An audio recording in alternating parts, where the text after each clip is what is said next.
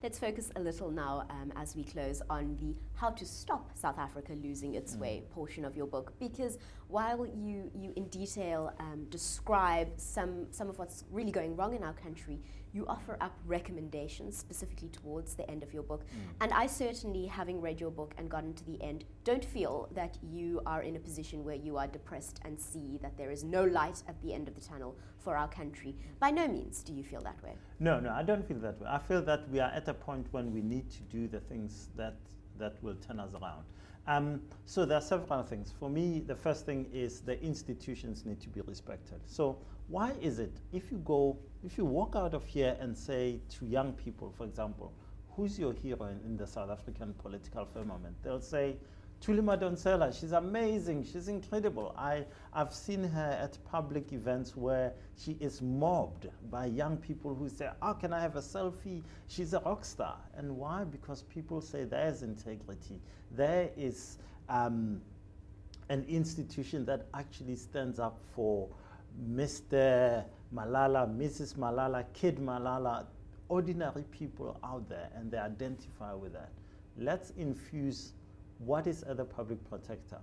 Infuse it in other institutions. Let people say, let young boys and girls say, I want to be in the police one day because the police are amazing. Not, oh, there's the cops, they're taking a bribe. So we need to clean up on that.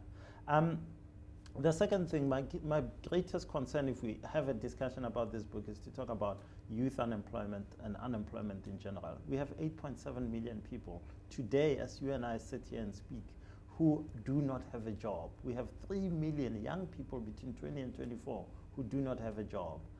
And so for me to help eliminate that is to implement the plan that we have, and that's the National Development Plan. I think it's been a fantastic document put together by Trevor Manuel, Cyril Ramaphosa. This is extraordinary. Anywhere in the world, the NDP support is an ANC plan.